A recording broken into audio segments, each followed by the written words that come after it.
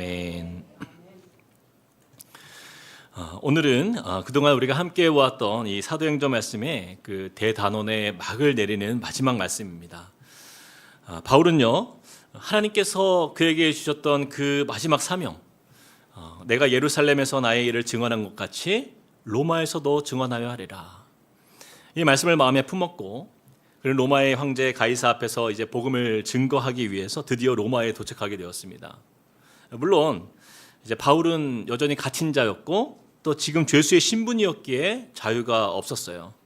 그렇게 쇠사슬에 묶여 있는 신분이었지만 하나님의 은혜로 말미암아 그래도 사람들을 집에서만큼은 자유롭게 만날 수 있는 그 가택연금에 처해진 것이었습니다. 이처럼 이제 바울에게는요, 예전처럼 마음껏 세상에 나가서 복음을 전할 수 있는 자유가 없었지만 사람들이 바울을 찾아오는 것은 가능했기 때문에 그는 사람들을 초대하여 그들에게 복음을 전하였던 것입니다. 우리 함께 23절 말씀 우리 한 번 더 읽어볼까요? 시작. 그들이 날짜를 정하고 그가 유숙하는 집에 많이 오니 바울이 아침부터 저녁까지 강론하여 하나님의 나라를 증언하고 모세의 율법과 선지자의 말을 가지고 예수에 대하여 권하더라. 로마에 거주했던 그 유대인들은요, 바울이 로마에 왔다는 소식을 듣고 많은 사람들이 그에게 찾아왔어요. 방금 읽은 말씀처럼 바울을 만나기 위해서는 날짜를 정했고 아침부터 저녁까지 사람들이 많이 왔다 이렇게 말씀하고 있습니다. 그런 그들에게 바울이 무엇을 전하고 있습니까? 그는 오직 하나님 나라를 전파하였고 예수에 대하여 가르쳤다 이렇게 말씀하고 있어요. 저는 이 말씀을 보면서 참 한결같은 바울의 모습을 보게 됩니다. 바울은요, 디모데후서 4장 2절에서도 이렇게 말씀해요. 너는 말씀을 전파하라. 때를 얻든지 못 얻든지 항상 힘쓰라. 바울이 지금 자신의 몸이 가택연금으로 매인바 되었지만 그는 자유의 몸이 있었을 때도 그렇고 지금 이렇게 쇠사슬을 차고 있는 지금의 상황이 그의 삶에서 조금도 그의 삶의 태도가 다르지 않다는 것을 보게 되는 거예요. 그는 주어진 환경 속에서 늘 하던 대로 복음을 전하고 있다라는 것이죠. 그래서 그는 사람들이 찾아올 때는 그들에게 찾아오는 사람들을 만나서 복음을 전했고 또 혼자 있을 때는 서신서를 쓰면서 글로써 또한 복음을 전하는 것을 보게 됩니다. 그래서 이 로마의 감옥에서 그가 쓴 편지가 에베소서, 빌립보서, 골로새서 그리고 빌레몬서였던 거예요. 사랑하는 여러분, 때로는 우리는요, 복음을 전할 때 때로는 너무 큰 부담을 가질 때가 있어요. 복음을 한번 전하려면 어떤 특별한 기회를 만들어야 되겠다 생각하고 또한 환경적으로나 어떤 상황적으로나 이 모든 것이 잘 준비된 어떤 특별한 상황이 되어야만 내가 전할 수 있다라는 생각을 합니다. 그래서 그런 어떤 비장한 마음을 가질 때가 많다라는 거예요. 그래서 한번 복음을 전하려 한다면 그 가장 효과적인 그 타이밍을 위해서 너무 계산하고 때로는 너무 지나치게 신중할 때가 많아요. 그런데 이 바울의 모습을 보면 전혀 그렇지가 않습니다. 그는요, 그냥 복음이 일상적인 삶을 살아가는 거예요. 자유를 누릴 때나 또는 오늘처럼 자유가 제한되어 있을 때에도 전혀 그의 모습은 다르지가 않은 거예요. 또한 자신이 온 땅을 누비며 각 지역을 다니면서 찾아갔을 때도 그랬고 지금처럼 묶임바 되어서 사람들이 자기에게 찾아올 때도 마찬가지고 전혀 개의치 않아요. 그냥 일상이 삶의 복음인 것입니다. 그렇다면 왜 우리는 이 복음이 일상이기 어려울까요? 그것은 그 전도에 대한 이 결과에 대한 너무나 큰 부담이 우리 안에 있기 때문이에요. 복음을 전하였는데 실패하면 어떻게 할까? 어떤 사람들의 거절감, 또 그들의 반응에 대한 두려운 마음이 우리 안에 있다라는 것이죠. 근데 바울을 보면 그가 전한 사람들도요, 모두가 다 예수님을 영접한 것은 아니었습니다. 우리 24절 우리 같이 한번 더 읽어볼까요? 시작. 그 말을 믿는 사람도 있고 믿지 아니하는 사람도 있어. 여러분, 사도 바울이 얼마나 위대한 전도자입니까? 바울이 그동안 얼마나 많은 사람들에게 예수를 전했습니까? 그런데 그가 전한 모든 사람들이 다 복음을 받아들인 것이 아니라는 거예요. 그래서 24절 말씀에 보니까 그 말을 믿는 사람도 있고 믿지 아니하는 사람도 있더라. 사랑하는 여러분, 저는 한편으로는 이 말씀이 참 위로가 됩니다. 그렇구나. 가장 위대한 전도자 사도 바울도 복음을 전할 때 사람들이 다 그 복음을 받아들이지 않았구나. 우리랑 크게 다르지 않구나. 그런 생각이 들어요. 그런데 제가 이제 사도행전을 쭉 돌이켜 보니까 바울이요, 만나는 사람들에게 복음을 전하다가 정말 만만치 않게 거절당한 일들이 셀 수 없을 만큼 많이 있더라고요. 바울이 빌립보에서 복음을 전할 때에는 그가 감옥에 갇히기도 했고, 또 데살로니가에서 복음을 전할 때에는 유대인들이 그를 시기해서 불량배들을 시켜가지고 위협을 당하기도 했고요. 베레아에서 복음을 전할 때에는 유대인들을 움직여서 막 소동케 하는 그런 일들이 많았어요. 또 아덴에서 복음을 전할 때에는 열심히 복음을 전했지만 겨우 몇 사람만이 회개하고 또 예수를 믿었다, 이렇게 말씀합니다. 그리고 고린도에서도 마찬가지예요. 바울이 복음을 전할 때 유대인들이 일제히 일어나서 바울을 대적한 일도 있었어요. 이 밖에도 바울은요, 사람들에게 늘상 거절당하고 때로는 핍박도 받고 때로는 그들의 협박을 피해서 도망 다니면서 이 복음을 전했던 것을 생각해 보면, 여러분, 우리의 삶 속에서 전하는 복음의 그 열매가 적더라도 여러분 그것을 너무 이상히 여기거나 절대 실망할 필요가 없다라는 것입니다. 중요한 것은 뭐예요? 바울과 같이 그 복음 전하기를 포기하지 않는 마음, 멈추지 않는 것입니다. 바울이 이러한 숱한 거절감 속에서도 그가 이 복음을 전할 수 있었던 이유는 자신은 복음을 전할 뿐 그 영혼을 구원하시는 분은 누구세요? 그렇죠, 하나님 되시죠. 하나님이 하시는 일이라는 사실을 그가 믿었기 때문이에요. 바로 이것이 우리 주님의 일을 감당하는 하나님의 사람들이 기억해야 될 가장 중요한 태도입니다. 제가 이제 살고 있는 아파트에 이제 전도하고 싶은 가정이 있어가지고 제 아내랑 함께 가깝게 지내는 젊은 부부가 있어요. 근데 꽤 친하게 지내면서 서로 잘 지내고 있는데, 근데 이 신앙에 대한 부분만큼은요 절대 요지부동입니다. 네, 철저하게 거리를 둡니다.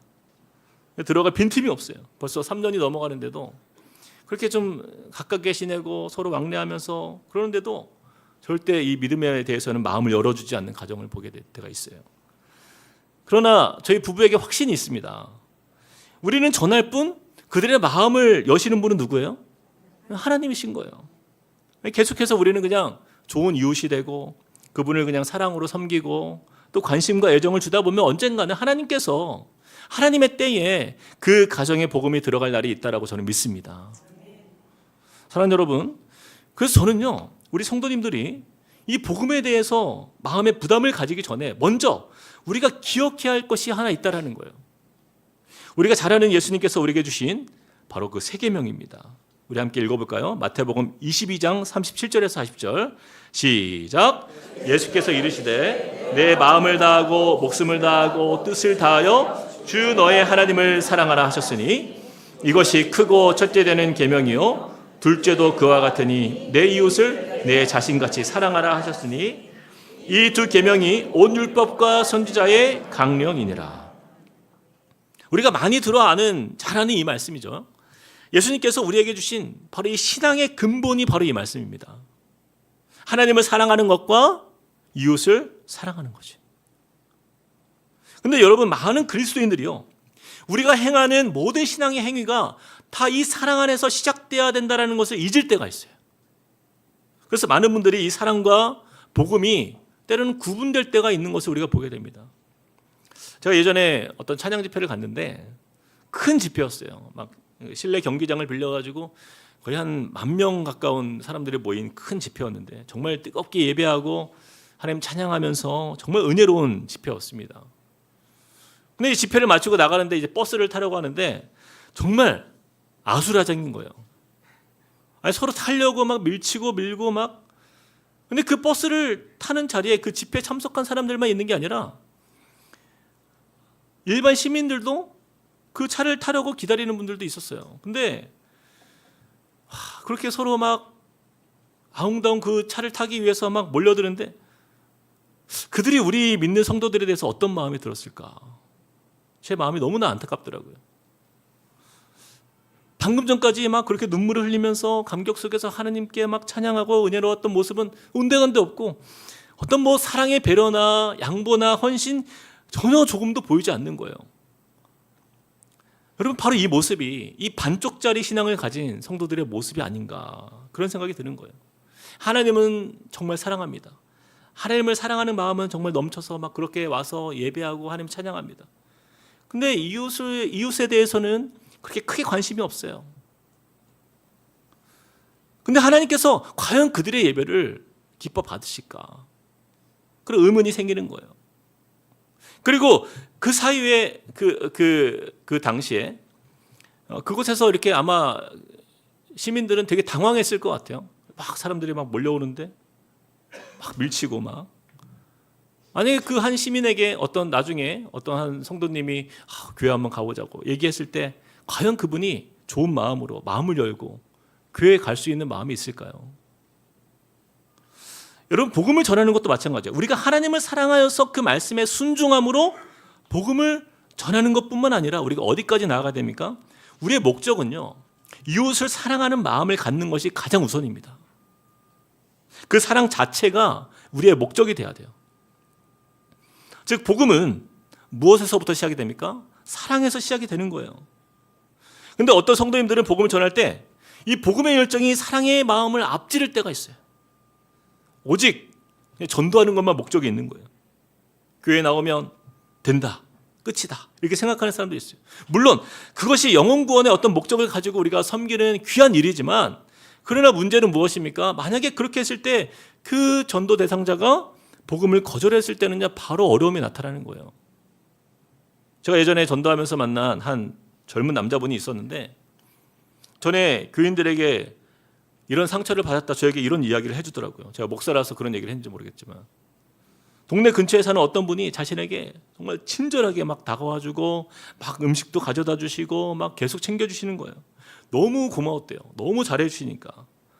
근데 어느 날 이제 그분이 자기에게 교회 한번 가보자고. 근데 자기는 이제 나는 어려서부터 불교를 다녔기 때문에 교회 안 갑니다. 그랬더니 그 다음 날부터는 코빼기도 안 보인다는 거예요. 끊었어요. 연락도 안 하고 그렇게 막 자주 음식도 가져다 줬는데 음식도 안 주고 관계가 끝난 거예요. 그래서 이분이 상처가 돼가지고 내가 다시는 교회 다니는 사람을 상종 안 한다. 그 마음을 먹은 거예요. 여러분 이럴 거면 아예 가지를 말았어야 되는 거 아닙니까? 그분의 마음이 오히려 더 다치는 거예요. 사랑하는 여러분, 무엇이 잘못된 겁니까? 예수님께서 우리에게 사랑하라 말씀하신 그 사랑 위에 복음이 서지 않았기 때문이에요. 우리가 누구를 전도하기를 소원한다고 한다면 여러분 우리는 먼저요. 하나님 사랑하는 마음을 주십시오. 사랑하기로 결단해야 됩니다. 그분이 복음을 받아들이던 받아들이지 않던 상관없이 우리가 그들의 친구가 되어주고 또 그들의 필요를 채워주고 그들을 향하여서 예수의 사랑이 얼마나 따뜻한 것인지를 나타내는 것이 우리가 할 일이에요. 그리고 그들의 마음을 여시는 분은 저와 여러분이 아니라 누굽니까? 하나님이 되신다라는 사실을 우리가 꼭 기억해야 된다는 것입니다. 그래서 사도 바울은요 자기를 찾아오는 사람들에게 먼저 어떻게 하는지 여러분 보십시오. 30절 우리 같이 한번 큰 소리를 읽어보겠습니다. 시작. 바울이 온 이태를 자기 셋집에 머물면서 자기에게 오는 사람들을 다 영접하고. 뭐라고 말씀하고 있어요? 바울은 자기에게 찾아오는 사람들을 다 영접했다라는 거예요. 영접하고. 여러분 이것이요 우리 그리스도인이 회복해야 할 중요한 환대입니다. 환대. 그 자체가 복음은요 그 자체가 사랑이고 또 복음이라는 것은 따뜻한 예수의 품으로의 초대인 것이죠. 그저 우리의 어떤 말의 몇 마디 그것으로 세상 사람들이요 예수 그리스도의 사랑을 알아낼 수가 없어요. 그래서 요한일서 3장 14절 말씀에 이렇게 말씀해요. 우리는 형제를 사랑함으로 사망에서 옮겨 생명으로 들어간 줄을 알거니와 사랑하지 아니하는 자는 사망에 머물러 있느니라. 여러분 보세요. 저와 여러분이 사망에서 옮겨서 생명으로 들어간 그 믿음의 사람이 되었다는 그 사실이 무엇으로 알 수 있다고요? 형제를 사랑함으로 알 수 있다는 거예요. 요한일서 2장 5절에서 6절에도 이렇게 말씀합니다. 누구든지 그의 말씀을 지키는 자는 하나님의 사랑이 참으로 그 속에서 온전하게 되었으니 이로써 우리가 그 안에 있는 줄 아노라. 그의 안에 산다고 하는 자는 그가 행하시는 대로 자기도 행할지니라. 사도 바울은요 바로 이 하나님의 사랑이 그의 마음에 가득했기에 그를 찾아오는 그 많은 사람들을 향해서 먼저 어떻게 했다고요? 영접하는 거예요. 예수의 마음이 느껴지도록 그들을 환대하고 그들을 영접하는 그런 가운데 그들을 맞아주었던 것입니다. 우리가 잘 아는 인도의 영웅이며 인도에서 가장 위대한 지도자 위인이라 일컫는 간디가 있어요. 참 유명한 일화인데 그가 비록 힌두교 신자였지만 그 젊었을 때 복음을 접할 기회가 있었어요. 간디가 젊었을 때 영국으로 이렇게 유학을 떠났는데 영국 본토에 이뤄서 간디가 그 인도의 그 식민지, 인도에서 왔다라는 그 이유만으로 온갖 차별을 다 당합니다. 그런 가운데 그가 마음이 얼마나 가난했겠어요. 그런데 그가 우연히 성경을 읽다가 예수님의 산상수훈에 큰 감동을 받은 거예요. 그리고 마침내 간디는요, 이 예수님의 말씀이 너무 좋아서 힌두교에서 기독교로 개종할 것을 진지하게 이제 고민하는 중에 그가 결단한 것이 있었어요. 내 교회 한번 나가보자. 교회 가보자.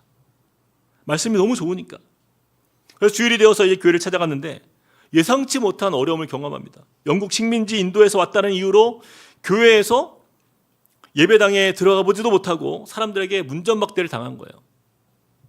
간디가 그럼에도 불구하고 여러 차례 교회 가보려고 시도했는데 마찬가지였다라는 거예요. 간디가 예수님의 말씀을 통해서 감동받았던 말씀, 내 이웃을 자신과 같이 사랑하라. 그 말씀을 기대하면서 교회에 찾아갔는데 간디를 맞이한 그 영국의 교인들의 마음에는요, 이 사랑 대신 차별과 냉대로 가득했다라는 거예요.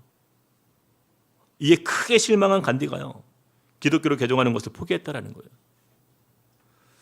사랑하는 성도 여러분, 우리가 복음을 전하지 못하는 것보다 더 큰 문제는요, 세상 사람들을 향해서 우리가 사랑의 환대가 식어진 그러한 성도들로 변해가는 것이라고 저는 믿습니다.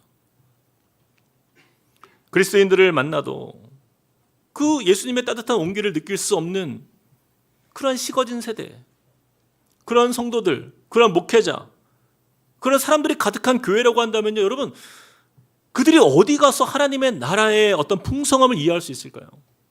세상 사람들이 어디 가서 예수 그리스도의 그 십자가의 그 사랑을 이해할 수 있을까요? 어쩌면 그런 곳에 사람들이 전도받아 오지 않는 것이 차라리 나을지도 모르겠어요. 저는 오늘 말씀을 준비하면서 우리 함께 꿈꾸는 교회를 위해서 기도하는데 그런 마음이 제 마음에 자꾸 주시는 거예요. 우리는 과연 간디와 같은 사람을 맞이할 준비가 되어 있는가?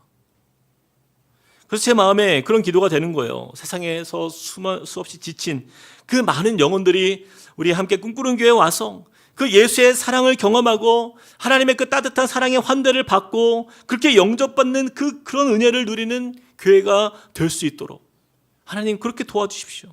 그럼 우리 교회가 되기를 주님 간절히 원합니다. 그래서 저는요, 그런 꿈이 있어요.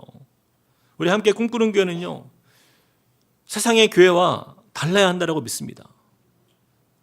여러분, 작년에 이제 4월에 개척하고 어떤 성도님들이요, 저에게 와서 이런 질문을 한 적이 있어요. 목사님 왜 이렇게 예배 전에 정신사납게 돌아다니면서 이렇게 인사하고 다니십니까? 정말 저는 그런 질문을 몇 번 받았어요. 여러분도 아시겠지만 제가 특이해서 그런지 모르겠는데, 그렇죠? 예배 전에 제가 막 돌아다닙니다. 막 돌아다녀요. 성도님들 찾아가서 인사하고, 막 특히 어르신들 계시면요, 제가 한 주간 어떻게 지내셨는지 가서 이렇게 반갑게 인사합니다. 그리고 또 때로는 어떤 성도님 막 기도하고 계시는데 제가 막 눈 떠보라고 그래요. 네, 기도하고 있는데 막 가서 인사하고 그래요. 막 당황해합니다. 어떤 분은 그래서 목사님 기도하는데 방해가 되니까 좀 조용히 해주십시오, 저한테. 또 어떤 분은 목사님 이제 예배 시간인데 좀 하나님께 집중해야 되지 않겠습니까? 그러면서 저한테 말씀하시는 분들 계세요. 근데 멈추지 않아요, 제가. 여러분, 제가 몰라서 그럴까요? 근데 여러분 잘 생각해 보세요. 무엇이 옳은지를 한번 생각해 보세요. 물론 예배 전에 우리가 기도로 준비해야 되는 거 맞아요. 근데 여러분, 기도는 평소에 좀 하세요. 평소에 안 하고 교회 와가지고 잠깐 그 시간에 기도하는 거, 평소에 기도 안 하다가 예배 전에 잠깐 와서 하는 거, 그거보다 더 중요한 게 있어요. 우리가 놓치지 말아야 될 것이 있습니다. 여러분, 왜 우리가 이렇게 공동체 예배의 자리에 함께 모여가지고 예배를 드립니까? 여러분, 오직 하나님께만 우리가 온전하게 집중해서 예배를 드리고 싶다라고 한다면 여러분, 교회보다 더 좋은 곳이 있어요. 집입니다, 집. 방에서 딱 TV 켜놓고 아무도 신경 안 쓰입니다. 그리고 소리 딱 키워놓고 영상을 보면서 예배를 드리면 집중할 수 있어요. 근데 우리가 왜 그렇게 안 합니까? 왜 굳이 이렇게 현장에서 이 온 성도들이 함께 모여서 예배를 드립니까? 여러분 잘 들으세요. 그 이유는요, 한 주간 동안 세상에서 치열하게 믿음으로 살아온 그 내 옆에 앉은 이 귀한 동역자들, 이 성도님들을 하나님께서 우리에게 격려하라고, 그들을 사랑의 마음으로 위로하고 또 그들을 축복해 주라고 우리를 이 공동체의 예배로 부르시는 것이 바로 그 이유예요. 그런데 한국교회 예배에 문제가 있습니다. 그것은 그 옆에 있는 성도들을 돌아보지 않는데 문제가 있는 거예요. 하나님을 사랑하는 예배는요, 우리 한국교회만큼 저는 하나님을 사랑하는 예배가 이런 예배가 없다고 생각해요. 너무나 잘합니다. 우리 한국교회는요, 진짜 하나님을 바라보는 데 있어서는 최고라고 생각해요. 저는 제가 세계를 많이 다녀봤는데 진짜 우리나라만큼 잘하는 나라가 없어요. 자, 그런데 문제는 뭐예요? 하나님은 너무 사랑하는데 내 이웃을 내 자신과 같이 사랑하라, 이 말씀은 빠져 있어요. 반쪽짜리 예배인 경우가 너무 많습니다. 그래서 어떤 분은요, 주일에 올 때, 예배 자리에 올 때 굉장히 예민합니다. 아주 아무도 나를 건드리면 안 돼요. 왜요? 하나님께 집중해서 예배를 다 드려야 되는데 그 예배 자리에 나올 때 너무나 많은 사람들이 거슬리는 거예요. 내가 싫어하는 사람도 있고, 저 사람 내가 불편해. 그래서 내 마음을 불편하게 하는 사람들이 보이면 내가 예배에 방해가 된다고 생각해서 그냥 땅만 보고 딱 들어옵니다. 예배당에 딱 들어와서 옆 사람 쳐다보지 않아요. 그리고 끝까지 강단만 딱 바라보다가 예배가 끝나면 빨리 가야 돼요. 왜요? 사람들을 만나면 은혜가 떨어질까 봐. 사람들 만나면 은혜가 떨어질까 봐. 여러분, 죄송하지만 하나님께서 보실 때 가장 안타까운 예배자가 바로 그런 사람이에요. 여러분, 공동의 예배의 의미를 모르기 때문이에요. 교회에 처음 오신 새가족들, 또 믿음이 연약한 성도들, 또 병들어서 몸이 아픈 성도들, 마음에 어려움이 있는 상처받은 성도들, 여러분, 그런 성도들을 우리가 돌아보며 그들을 격려하며 또 함께 주님을 바라보는 바로 그 자리가 예배의 자리인 줄 믿습니다. 그래서 우리가 함께 꿈꾸는 교회 특징이 있잖아요. 예배 중에 얼마나 많이 인사하게 합니까? 너무 귀찮죠, 여러분. 제가 툭하면 옆에 사람과 인사합시다. 시작부터 인사합시다. 마칠 때까지 인사해요. 게다가 막 평화, 하나님의 평강이 막 그러면서 옆에 사람 민망하게 바라보면서 인사하라고, 찬양하라고, 눈을 똑바로 뜨고 평화 하나님, 그렇게 우리가 서로를 축복하잖아요. 이게 다 이유가 있는 거예요. 저는 바로 이것이요, 가장 정상적인 예배라고 저는 믿습니다. 여러분, 만약에 여러분이 자녀들을 집에 초대했는데 자녀들이요, 오랜만에 부모님 집에 왔는데 자녀들이 한마디도 안 해요. 그리고 아버지 말씀만 듣다가 다 집에 돌아갑니다. 여러분, 그것이 정상적인 가정의 모습입니까? 아니죠. 부모의 기쁨은 자녀들이 서로 막 안부도 묻고 서로 걱정해주고 서로 사랑할 때 그 부모의 기쁨이 거기에 있는 거예요. 그래서 여러분, 우리 주님이 저와 여러분을 이 자리에 부르신 목적은요, 내가 은혜 받으려고, 내가 복 받으려고 이 자리에서 예배드리는 그것이 아닙니다. 절대 아니에요. 히브리서 10장 24절에서 25절 말씀 우리 같이 큰 소리를 읽어봅시다. 시작. 서로 돌아보아 사랑과 선행을 격려하며 모이기를 피하는 어떤 사람들의 습관과 같이 하지 말고 오직 권하여 그날이 가까움을 볼수록 더욱 그리하자. 아멘. 서로 돌아보는 거예요. 서로 돌아보아 사랑과 선행을 격려하는 거. 그래서 예배 전에 여러분, 내가 예배를 통해서 막 은혜 받고 어떤 복 받을 것을 위해서 기도하는 것보다 더 중요한 것은요, 서로를 돌아보는 것에 있어요. 내 옆에 지체들 중에 어려움이 있는 지체들, 또 삶에 지친 귀한 동역자들의 그 손을 잡고 그들을 위해서 기도하는 것이죠. 하나님께서 정말 기뻐하는 예배자는 바로 그런 예배자예요. 바로 그 교회가, 저는 예수 그리스도의 그 환대가 실현되는 교회의 모습이라고 저는 믿습니다. 제가 미국에 있을 때 참으로 신선한 충격을 받은 적이 있어요. 물론 모든 교회들이 다 그런 건 아닌데 제 마음에 정말 도전이 되었던 한 교회를 만났는데, 그 교회가 너무 이제 제가 평소에 가보고 싶었던 교회여서 일찍 그 교회를 한번 탐방을 했습니다. 예배 전에 30분 전에 도착을 했는데, 성도들이요, 예배 전에 너무나 자유로운 거예요. 같이 서로 막 곳곳에서 막 서로 막 인사하고 있고 막 환영하고 처음 만난 성도들끼리 막 반갑게 막 맞아주고, 또 교회에 오늘 처음 오신 성도님들은 따로 이제 이렇게 와가지고 이렇게 챙겨주시고 안내해주시고, 또 한쪽에서는 서로 둘씩 앉아서 막 삶을 나누고 있고, 또 한쪽에서는 이렇게 소그룹 같아요. 우리 다락방처럼 그렇게 이제 막 3, 3, 5 이렇게 서가지고 둥글게 서가지고 막 서로 손을 잡고 기도하고 있더라고요.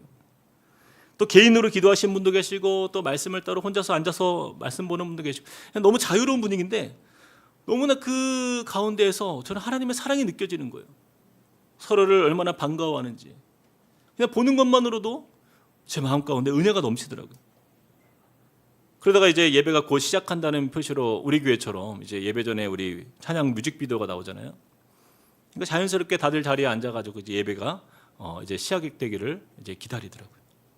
저는 그 교회를 보면서 제 마음 가운데 그런 마음이 들었어요. 와, 정말 천국에 온 것 같다. 그들의 모습만 봐도 은혜가 되는 거예요.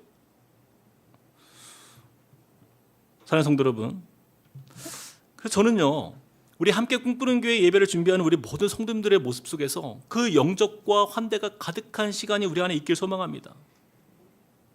근데 여러분, 그래서 여러분 부탁드리는 것은 제발 예배 시간 좀 늦지 마세요.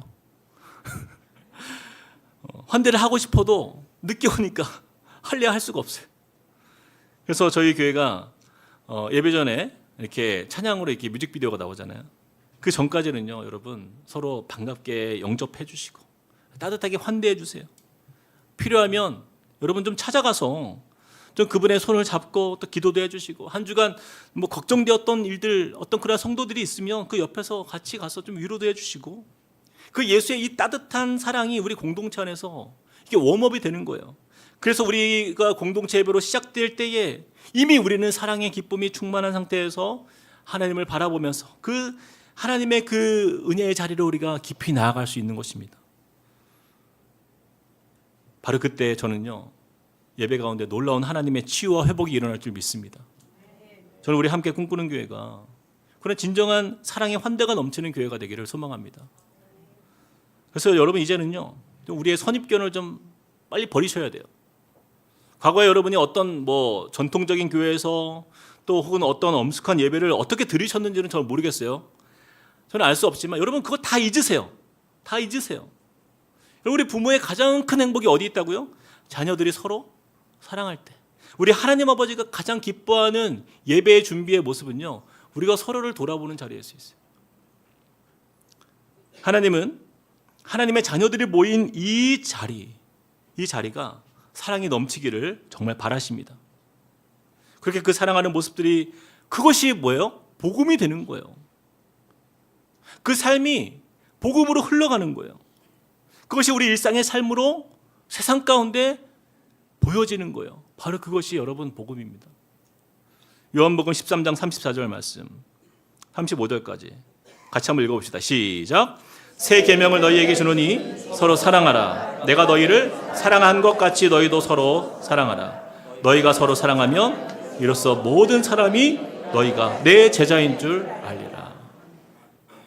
그래서 믿음이 없는 분들이 우리 교회에 초대되어서 오시거나 혹은 뭐 태신자 여러 분들이 우리 교회에 오실 때, 여러분 우리의 사랑하는 그 모습들을 통해서 이들이 예수의 사랑을 간접적으로 경험할 수 있어야 되고, 또 그리고 하나님의 나라의 그 따뜻한 영접이 무엇인지 느끼도록 해줄 수 있는 그 교회가 저는 하나님께서 우리에게 바라시는 거예요.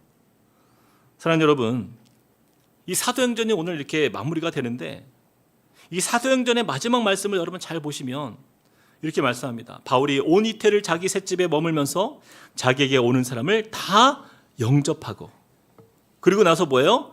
하나님의 나라가 전파되며 주 예수 그리스도에 관한 모든 것을 담대하게 거침없이 가르치더라. 바울은 자기에게 오는 사람들을 먼저 영접하고 그들을 환대하면서, 그리고 나서 하나님의 나라를 전파하며 예수에 관한 것을 거침없이 가르쳤다라는 거예요. 저는 우리 함께 꿈꾸는 교회가 참 오랜 기간 동안 이 사도행전 말씀을 쭉 보아왔지만, 우리 마음의 마지막으로 우리가 기억해야 될 것은 바로 이것입니다.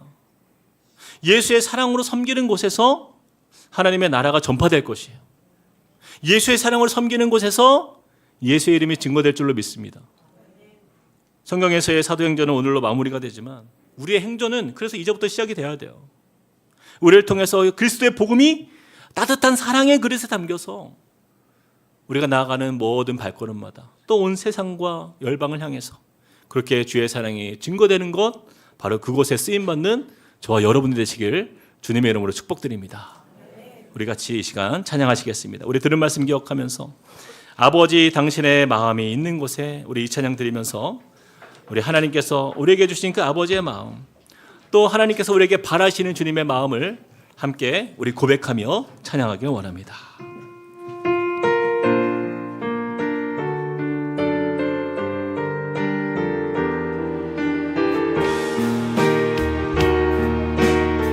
아버지 당신의 마음이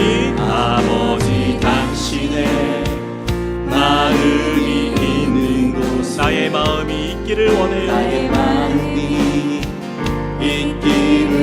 아버지 당신의 눈물이 고인 곳에 나의 눈물이 고이기를 원해요.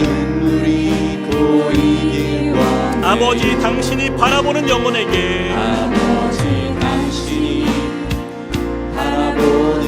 나의 두 눈이 향하길 원해요.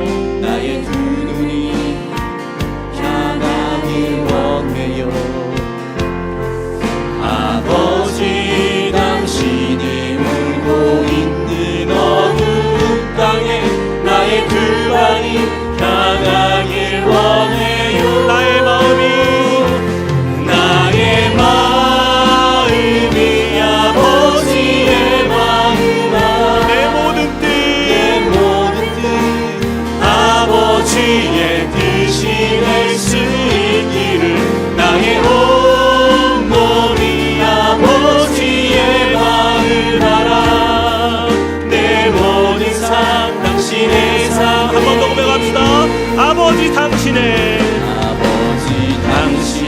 마음이 있는 곳에 나의 마음이 있기를 원합니다.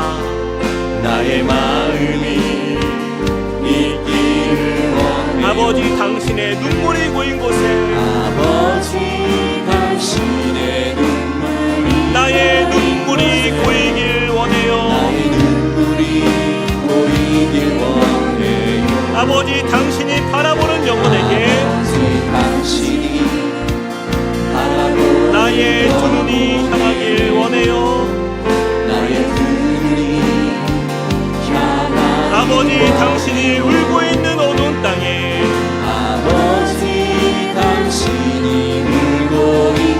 나의 두 발이 향하길 원해요. 나의 마음이 아버지의 마음 알아. 나의 마음이 아버지의 마음 알아. 내 모든 뜻 아버지의 뜻이 될 수 있기를 나의 온 몸이 아버지의 마음 알아. 내 모든 삶 당신의 삶. 나의 마음이 아버지의 마음 알아. 나의 마음이 아버지의 마음 알아. 내 모든 뜻 아버지의 뜻이 될 수 있기를 나의 온 몸이 아버지의 마음 알아. 내 모든 삶 당신의 삶 되기를. 우리가 참 이 시간에 기도하며 나아갈 때에 누구든지 그의 말씀을 지키는 자는 하나님의 사랑이 참으로 그 속에서 온전하게 되었나니 이로써 우리가 그 안에 있는 줄을 아노라. 그의 안에 산다고 하는 자는 그가 행하시는 대로 자기도 행할지니라. 그렇습니다. 우리가 행하는 그 모든 주를 위한 섬김과 또한 복음을 전하는 일과 우리의 모든 삶의 믿음의 행동은요, 바로 그 하나님의 말씀, 하나님의 그 사랑이 우리 안에 온전히 임하는 것입니다. 그리고 그 사랑으로 행하는 것인 줄 믿습니다. 혹시 우리의 마음 가운데 하나님을 사랑하지만 또한 내 이웃을 향한 나의 사랑에 관심이 식어져 있고, 하나님 주님이 보게 하시는 그 많은 영혼들에게 우리의 관심이 식어져 있다고 한다면 하나님 우리의 마음에 그 사랑 주시옵소서. 하나님께서 나를 사랑하시고 내 삶을 이끄신 주님의 그 사랑이 나를 통하여서 아름답게 그 사랑이 흘러넘칠 수 있도록 주님의 사랑의 도구가 되길 원합니다. 우리 같이 한번 주님 앞에 마음을 달라고 우리 같이 한번 기도하며 나아가시겠습니다. 사랑의 하나님 주님을 의지합니다. 하나님 이 시간 우리의 마음을 주 앞에 올려드리며 나아갑니다. 우리가 형제를 사랑함으로 사망에서 옮겨 생명으로 들어간 줄 알거니와 사랑하지 아니한 자는 사망에 머물러 있느니라. 하나님, 어쩌나 우리의 삶 속에 하나님 진정으로 회복되어야 될 것은 하나님을 향한 우리의 사랑인 줄 믿습니다. 하나님, 그 사랑에 식어져서 하나님 우리가 돌아보지 아니하고 하나님 우리가 주의 아버지의 많은 연약한 자들을 하나님 우리가 생각지 못했던 우리의 모습을 하나님 오직 우리의 관심이 하나님 오직 주님 내 자신에게만 있었던 그런 모습이 있었다면 이 시간 다시 한번 주님 앞에 우리의 마음을 드리며 회복되는 시간이 되길 원합니다. 하나님의 그 사랑으로 우리를 온전케 하여 주시고 하나님 우리가 그 안에 예수 그리스도의 그 능력 안에 거하는 인생이라고 한다면 하나님 그 사랑이 우리의 삶의 능력으로 나타나게 하여 주시고 그 사랑의 음성이 하나님 우리의 입술을 통하여서 증거되며 우리의 손과 발이 주님의 사랑에 하나님 도구로 쓰임받은 믿음의 삶이 되게 하여 주시옵소서. 하나님 우리가 행하는 모든 자리마다 그 사랑이 나타나길 원합니다. 그 사랑으로 영접하며 하나님 저들을 품고 나아가길 원합니다. 하나님 바울이 그렇게 자기에게 오는 사람들을 다 영접하고 환대했던 것처럼 하나님 우리의 삶이 그렇게 사랑의 모습 온전한 믿음의 삶이 될 수 있도록 도와주시옵소서. 우리 이어서 같이 한번 더 기도하겠습니다. 오늘 우리가 사도행전 말씀을 마무리하면서 하나님께서는 또한 우리를 통하여서 하나님 이 땅 가운데 복음이 되라 말씀하십니다.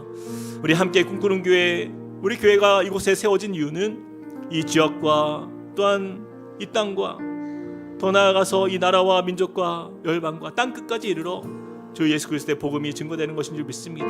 하나님, 우리에게 맡기신 이 교회의 사명이 또한 주님 앞에 쓰임 받을 때에 하나님 우리가 주님의 말씀을 고스란히 우리의 마음에 품고 주님의 말씀하시는 바가 조금도 위축되지 않고 하나님의 말씀의 능력이 세상 가운데 온전히 증거되는 믿음의 교회가 되게 하여 주십시오.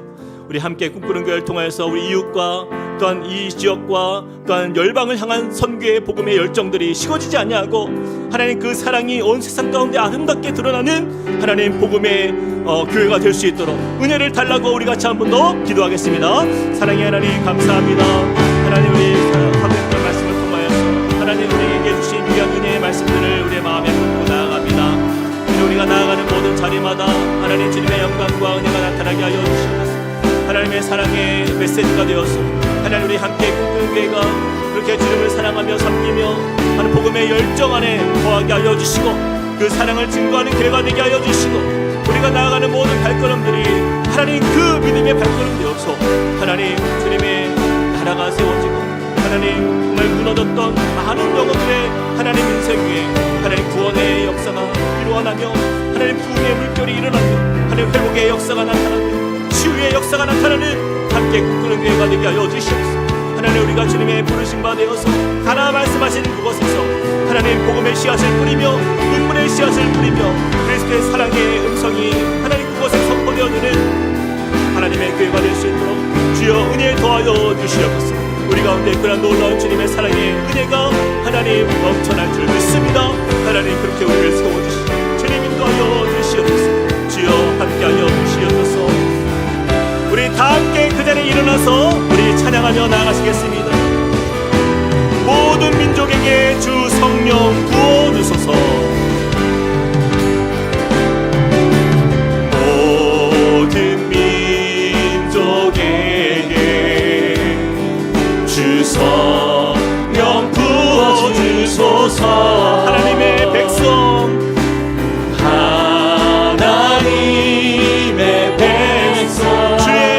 주시고 주의 말씀 주시고 꿈과 환상 주사 꿈과 환상 주사 주의 비밀 알리소서.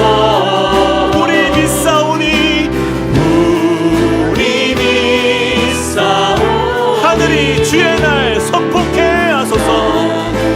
주의 날 선포케 그날에 주의 영이 임하여 그날에 주의 영이 임하 큰 부흥이 땅 위에 큰 부흥이 땅 위에 일어나리라.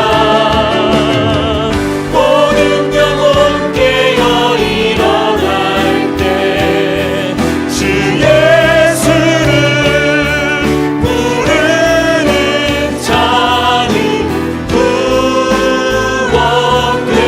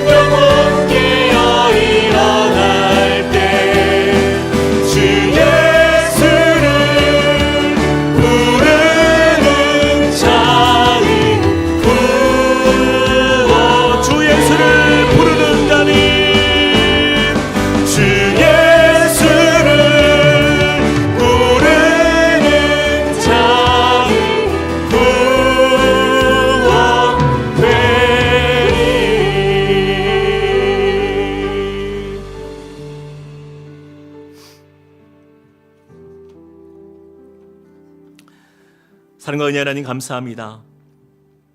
하나님의 사랑과 하나님의 크신 은혜로 우리가 이 자리에 있고, 또 주님께서 우리를 세워 또 이 땅에 길 잃어 방황하는 수많은 영혼들, 저들에게 그 예수의 길, 그 생명의 길로 인도하게 하신 하나님, 주님, 우리가 주님의 빛이 되어 또한 저들에게 그 예수 그리스도의 참 사랑과 하나님 나라의 그 비밀을 전할 수 있는 믿음의 삶이 되게 하여 주시옵소서. 주님 또한 우리의 삶이 먼저 하나님께 받은 그 사랑이 우리 안에 넘쳐나길 원합니다. 그 받은 사랑을 통하여서 우리가 이웃을 향하여 주님의 마음으로 보게 하여 주시고, 그래서 저들을 향한 하나님의 그 마음이 저들에게 온전히 임할 수 있도록 하나님, 우리가 그 하나님의 사랑의 통로가 되어 주님, 저들의 마음 가운데에 그 따뜻한 예수 그리스도의 사랑이 임하고 저들의 마음이 감동되고 주님 앞에 서는 그날을 우리가 꿈꿉니다. 주님, 우리 함께 꿈꾸는 교회에 속한 모든 우리 성도들의 삶들이 그런 믿음의 삶이 되게 하시고 사랑의 삶이 되게 하여 주시고, 우리의 입술과 우리의 삶이, 우리의 행동이 그 사랑을 통하여서 복음의 물결로 세상 가운데 흘러갈 수 있는 주님의 자녀 될 수 있도록 축복하여 주시옵소서. 하나님, 우리가 사도행전 말씀을 통하여 보았던 이 말씀들을 우리가 살면서 잊지 아니하고, 이제는 우리의 삶이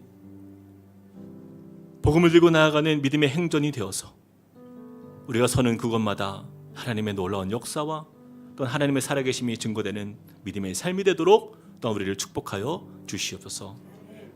이제는 우리 주 예수 그리스도의 은혜와 하나님 아버지의 크신 사랑과 성령님의 감동감화 교통하심이 오늘 말씀을 통하여서 이 땅에 잃어버린 수많은 영혼들, 또한 가정들, 민족과 또한 열방을 향하여서 저들 마음에 품고 그리스도의 사랑으로 저들 향해 나아가기로 결단하며, 또한 저들을 품고 저들 위해 기도하며 사랑으로 섬기기로 결단하며 나아가는 주님의 백성들 머리 위에, 그리고 그 가정과 함께 꿈꾸는 교회 위에 이제로부터 영원토록 함께 하시기를 간절히 축원하옵나이다. 아멘.